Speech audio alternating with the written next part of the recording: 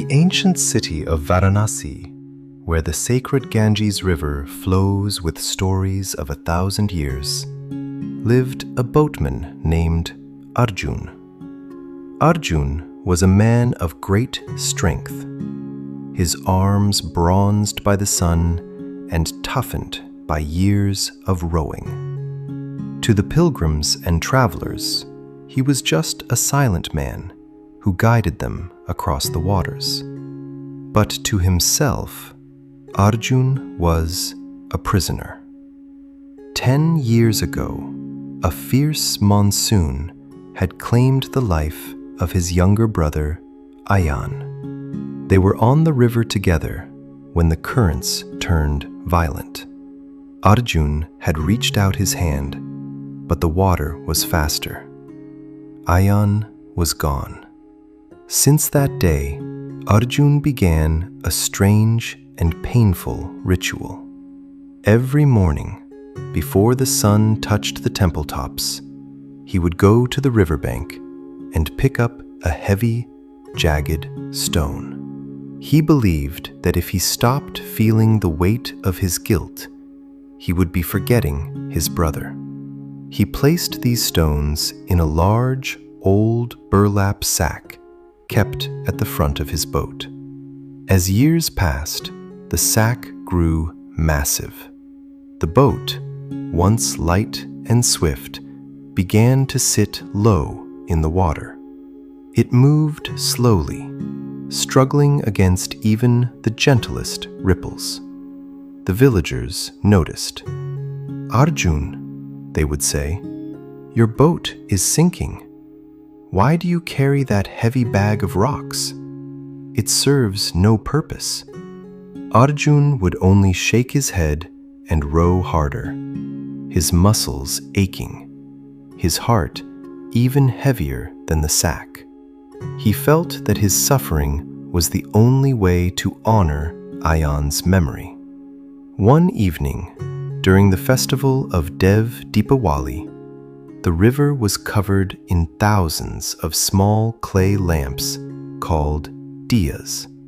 A little girl named Diya stepped onto Arjun's boat, holding a single glowing lamp.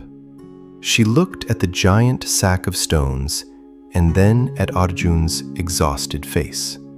"Uncle," she whispered, "why is your boat so tired? It looks like it wants to sleep under the water." Arjun sighed, his voice raspy. "This bag is my past, little one. It is the weight of what I lost.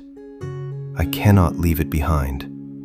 Diya looked at her small lamp. "But uncle, look at this lamp. It is made of clay, but it is empty and light. Because it is light, it can carry a flame. Because it is light, it stays above the dark water and shows us the way. If I filled my lamp with stones to remember yesterday's darkness, it would sink, and there would be no light for tonight." Arjun looked at the girl, then at the thousands of lights floating effortlessly toward the horizon.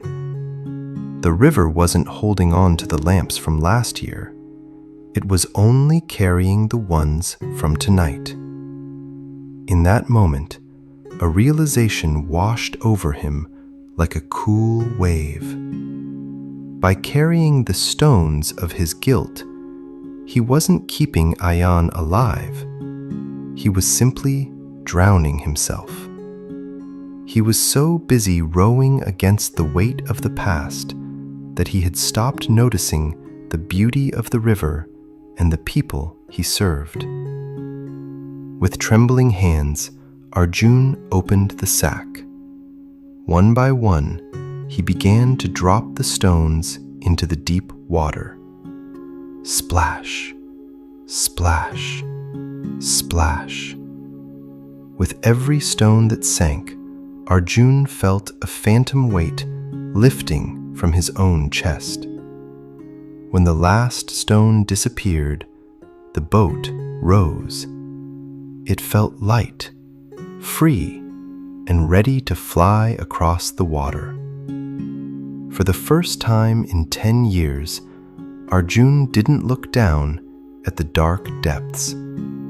He looked up at the stars and smiled. He realized that the best way to honor Ayan was not to suffer, but to be the steadiest, happiest boatman on the Ganges, carrying others toward their own light. In summary, Arjun's story is a mirror for many of us. We may not carry physical stones in a boat, but we often carry invisible stones in our hearts. These stones are named regret, shame, what if, and bitterness. We think that by holding on to our past mistakes or tragedies, we are being loyal to our history. But the truth is, the past is a place of reference, not a place of residence. If your boat is too heavy with yesterday's rocks, you will never have the strength to row toward tomorrow's opportunities. Therefore, I want to offer you a piece of advice based on this story. Audit your emotional baggage. Ask yourself, is this memory helping me become a better person today, or is it just making my boat sink? To honor your past, you don't have to carry it. You can remember the lesson, cherish the love, and then let the pain flow away like the river. The river is wise. It never flows backward. It only moves forward, cleaning itself and giving life to everything it touches. Be like the river. Be like the diya. Stay light so you can carry your flame. Today is a brand new horizon, and your boat is meant to glide, not to sink. Thank you for listening to this story on Hopecraft English.